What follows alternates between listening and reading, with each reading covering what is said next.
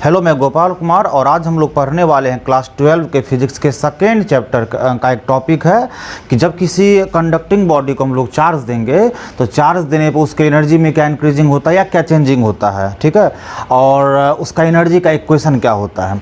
तो मान लो आपको यहाँ पर एक कंडक्टिंग बॉडी दिया गया है और इनिशियल टाइम में ये कंडक्टर क्या है तो न्यूट्रल है। इट मीन्स इस पर किसी भी टाइप का पॉजिटिव या नेगेटिव चार्ज नहीं है। इसका जो इनिशियल चार्ज है वो इसका इनिशियल चार्ज आपको 0 हो गया।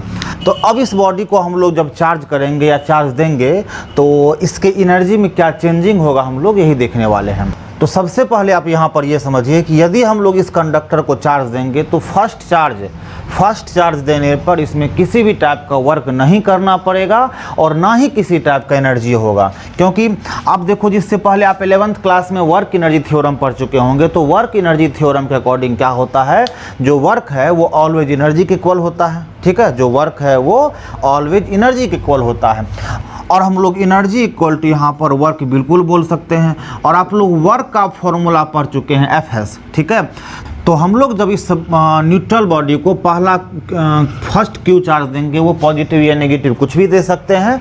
तो पहला चार्ज देने पर क्या होगा, वो चार्ज जैसे ही इस बॉडी में इंटर करेगा तो इंटर करते ही, प्रवेश करते ही इस चार्ज को किसी भी टाइप का अट्रैक्शन या रिपल्सन फोर्स का फीलिंग नहीं करना पड़ेगा। ठीक है जी, और क्योंकि यहाँ तो कोई चार्ज है ही नहीं और जब यहाँ पर कोई चार्ज नहीं है तो ये बॉडी इस पर किसी भी टाइप का अट्रैक्शन या रिपल्सन फोर्स नहीं लगाएगा।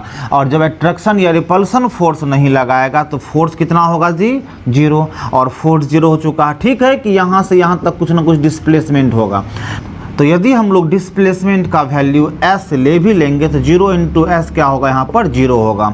इट मीन्स क्या हुआ कि फर्स्ट पॉजिटिव चार्ज या फर्स्ट चार्ज देते ही यहाँ पर जो टोटल एनर्जी या टोटल वर्क डन है वो कितना आ गया, 0 आ गया। अब फर्स्ट चार्ज के बाद हम लोग जो भी चार्ज देंगे उसके बाद कंटिन्यू क्या होगा, उसका एनर्जी में इंक्रीजिंग या चेंजिंग होगा। मान लो आप इस बॉडी को कंटिन्यू दे रहे हो पॉजिटिव चार्ज, तो कंटिन्यू पॉजिटिव चार्ज देने पे इसका एनर्जी क्या होगा, इंक्रीज होगा। फिर आप बीच बीच में इसको आप नेगेटिव चार्ज दोगे तो नेगेटिव चार्ज देने पे क्या होगा, इसकी एनर्जी फिर डिक्रीज भी होगा।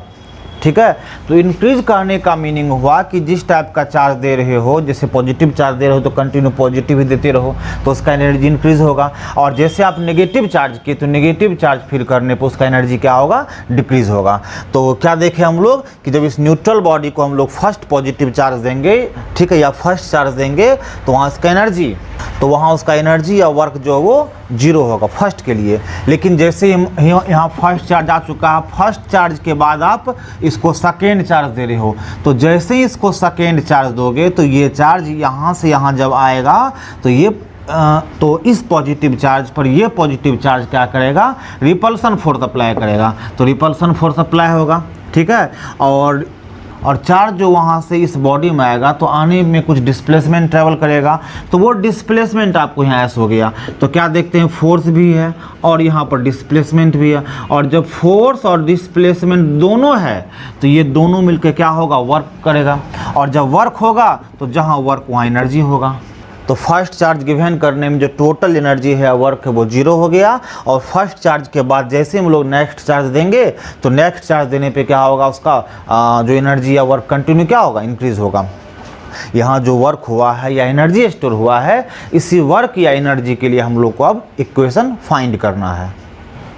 तो यहाँ आपको क्वेश्चन हो गया, find the equation of potential energy of charge conductor. अभी मैंने जस्ट बताया था आपको कि हम लोग जब किसी भी कंडक्टिंग बॉडी को चार्ज देंगे तो चार्ज देने पर वहाँ एनर्जी स्टोर होता है और वो एनर्जी वहाँ पर क्या होता है, तो पोटेंशियल एनर्जी के फॉर्म में स्टोर होता है। तो हम लोग को उसी पोटेंशियल एनर्जी के लिए क्या करना, इक्वेशन फाइंड करना है। तो यहाँ आप एक चीज़ कन्फर्म हो ले कि किसी भी बॉडी को हम लोग जब चार्ज देंगे तो वो टोटल चार्ज सडनली नहीं जाता है या एक ही बार में टोटल चार्ज नहीं जाता है। वो चार्ज क्या होता है, स्टेप बाय स्टेप जाता है। इट मीन्स ये हुआ कि पहले उस चार्ज का बहुत छोटा सा मैग्नीट्यूड जाएगा, उसके बाद उसका और मैग्नीट्यूड, उसके बाद उसका और मैग्नीट्यूड। तो आस्ते आस्ते क्या होता है, चार्ज का मैग्नीट्यूड कंटिन्यू इंक्रीज करता है और फाइनली लास्ट टाइम में क्या होता है, टोटल चार्ज सोर्स से वहाँ तक मूव कर जाता है या ट्रांसफ़र हो जाता है। ठीक है, मतलब ये हुआ कि मान लो आपको यहाँ जो एक बॉडी दिया गया है, इस बॉडी को तो हम लोग सडनली एक ही बार में टोटल चार्ज देंगे नहीं, पहले उसका 1 पॉजिटिव या नेगेटिव जो भी चार्ज दे रहे हैं तो पहले उसका 1 चार्ज जाएगा, फिर 2 जाएगा, फिर 3, ठीक है। तो किसी भी फॉर्मूला को प्रूव करने से पहले हम लोग को उसका कुछ इंट्रोडक्शन लिखना पड़ता है। तो हम लोग भी पहले इस हेडलाइन के लिए पहले कुछ इंट्रोडक्शन लिखते हैं और उस इंट्रोडक्शन को लिखने के बाद हम लोग उस फॉर्मूला को प्रूव करेंगे। तो यहाँ मैंने इस फॉर्मूला के इंट्रोडक्शन को लिखा। इस इंट्रोडक्शन में मेनली हम लोगों ने लिखा है कि एक कंडक्टर है, उस कंडक्टर का जो कैपेसिटेंस है वो C है, ठीक है। मतलब capacitance of a conducting body is C। और उसको जब हम लोग Q चार्ज देंगे तो Q चार्ज देने पर क्या होगा, तो Q चार्ज देने पर उसका पोटेंशियल V हो जाएगा, ठीक है। इसलिए लिखे after given charge Q potential of body becomes V and restored energy is capital U. Again let potential at any instant is V dash due to given charge Q। क्योंकि हम लोग एक बार में किसी बॉडी को टोटल चार्ज नहीं देते हैं, उसको हम लोग स्मॉल अमाउंट करके देते हैं। तो जो इनिशियल टाइम है तो चार्ज देने के प्रोसेस में क्या है, तो किसी भी इंस्टेंट में हम लोग बॉडी को Q डैश चार्ज दिए होंगे, तो इस Q डैश चार्ज के कारण जो बॉडी का पोटेंशियल वो V डैश हो गया, ठीक है। इस गिवन चार्ज Q डैश के कारण जो बॉडी का पोटेंशियल क्या हो गया, V डैश। और उसी पोटेंशियल का फॉर्मूला हम लोग यहाँ लिखे V dash equal to Q dash by C। आप यहाँ ध्यान रखो कि हम लोग जब बॉडी को Q डैश चार्ज दिए तो उसका पोटेंशियल V डैश हो गया। हम लोग यहाँ C में डैश क्यों नहीं लगाए, तो C में डैश नहीं लगाने का रीज़न ये है कि हम लोग बॉडी को स्मॉल अमाउंट ऑफ चार्ज दें कि टोटल अमाउंट ऑफ चार्ज दें, उसके कैपेसिटेंस पे कोई इफेक्ट नहीं पड़ता। उसको आप ऐसे एग्जांपल के तौर पे समझ सकते हैं। मान लो एक बकेट है, उस बकेट का मैक्सिमम स्टोरिंग कैपेसिटी जो वो 10 लीटर वाटर स्टोर करने का है, ठीक है। तो हम लोग उस बकेट में 2 लीटर वाटर स्टोर करें कि 3 लीटर करें या 4 लीटर करें, उसका कैपेसिटी 10 लीटर ही होगा। तो सिमिलरली यहाँ पर क्या है कि जो कंडक्टिंग बॉडी है उसका कैपेसिटेंस C है, तो हम लोग उसको चार्ज Q डैश दे कि Q डबल डैश दे या Q ट्रिपल डैश दें या Q दे दें, टोटल Q ही दे दे, उसके कैपेसिटी पे कोई इफेक्ट नहीं पड़ने वाला है यहाँ। इसलिए हम लोग यहाँ पर C में डैश नहीं लगाए हैं, Q में और V में डैश लगाए हैं, ठीक है। उसके बाद क्या है, तो हम लोग बॉडी को small amount of charge DQ दिए, तो इस DQ के कारण कुछ वर्क करना पड़ा होगा, वो वर्क आपको DW हो गया, ठीक है। और उसी वर्क का इक्वेशन आपको DW equal to V DQ है। अब ये कहाँ से आ गया, तो आप लोग इससे पहले पोटेंशियल का फॉर्मूला पढ़ चुके होंगे, V equal to DW by DQ, ठीक है। V equal to DW by DQ। इसी DW के इक्वेशन को हम लोगों ने लिखा है V DQ, तो V DQ। अब DW यहाँ आएगा ही, और पोटेंशियल का जो यहाँ पोटेंशियल के लिए यहाँ V डैश होगा, ठीक है। और पोटेंशियल के लिए हम लोग पहले ही फॉर्मूला फाइंड कर चुके हैं, V dash equal to Q dash by C। तो इसके प्लेस पर Q डैश बाय C कर लिए और DQ यहाँ पर आ चुका है। तो ये हम लोग को निकला कि जब हम लोग बॉडी को small amount of charge DQ देंगे तो DQ के लिए कितना वर्क करना पड़ेगा, वही वर्क हम लोग को यहाँ पर फाइंड हो चुका है। अब हम लोग फाइंड करने वाले हैं कि टोटल चार्ज देने पे कितना वर्क होगा। स्मॉल अमाउंट ऑफ चार्ज के लिए आपको वर्क भी स्मॉल हो गया। अब फाइंड करना है कि total amount of charge Q देंगे तो कितना वर्क करना पड़ेगा, उस वर्क को फाइंड कर लेंगे और जो वर्क निकलेगा वही आपको स्टोर्ड पोटेंशियल एनर्जी होगा।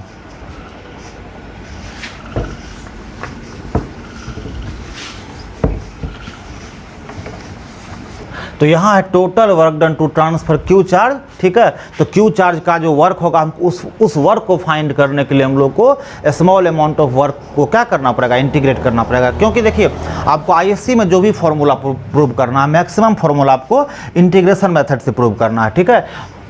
और इंटीग्रेशन मेथड या कैलकुलस मेथड कहता है कि हम लोग उसके पहले छोटे से वैल्यू को फाइंड कर लेंगे और छोटे से वैल्यू को फाइंड करके इंटीग्रेट करेंगे, ठीक है। तो जहाँ से जहाँ तक इंटीग्रेट करेंगे हम लोग को उतना दूर का टोटल वैल्यू या वर्क या एनर्जी जो भी हो वो हम लोग को फाइंड हो जाएगा, ठीक है। तो हम लोग भी पहले DQ चार्ज ट्रांसफर किए थे, तो DQ चार्ज ट्रांसफर करने पर वर्क कितना था, DW। अब टोटल चार्ज ट्रांसफर कर रहे हैं तो टोटल चार्ज को ट्रांसफर करने पर वर्क कितना है, W। कितना चार्ज ट्रांसफर किए, टोटल चार्ज। तो इनिशियल टाइम में बॉडी पर किसी टाइप का चार्ज था ही नहीं, इट मीन्स 0 चार्ज। अब टोटल चार्ज को ट्रांसफर कर रहे हैं, इट मीन्स हम लोग वहाँ पर Q चार्ज को ट्रांसफर कर रहे हैं, ठीक है।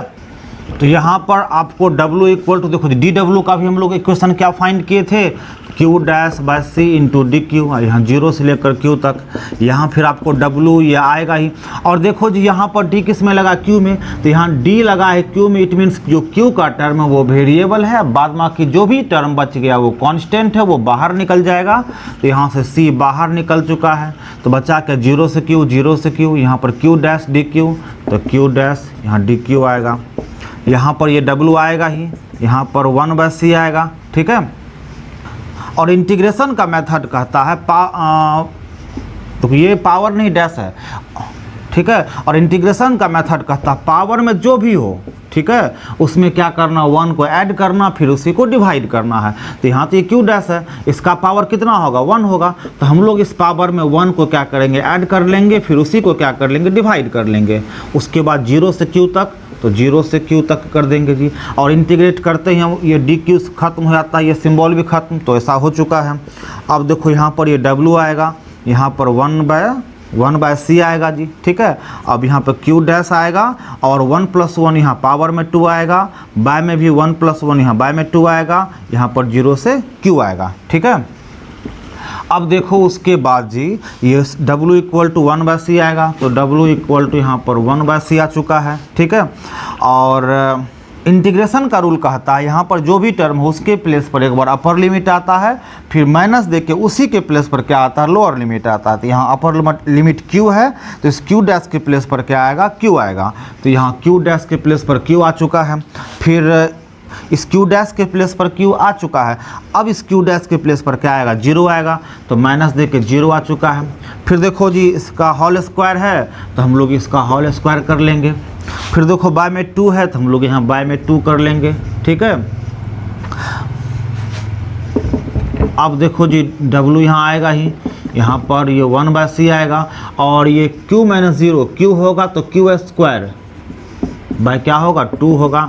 तो W = यहाँ पर ये 1 और 2 कहता हम साथ साथ हैं, ये 1 और ये 2, क्योंकि दोनों नंबर है तो दोनों नंबर कहेगा हम साथ साथ हैं, और Q² भी बाय C भी कहेगा हम साथ साथ हैं, और ये दोनों क्या कहेगा, हम आपके हैं कौन, ठीक है। यहाँ पर क्या देखिए कि ये 1 और 2 क्या कहा, हम साथ साथ हैं।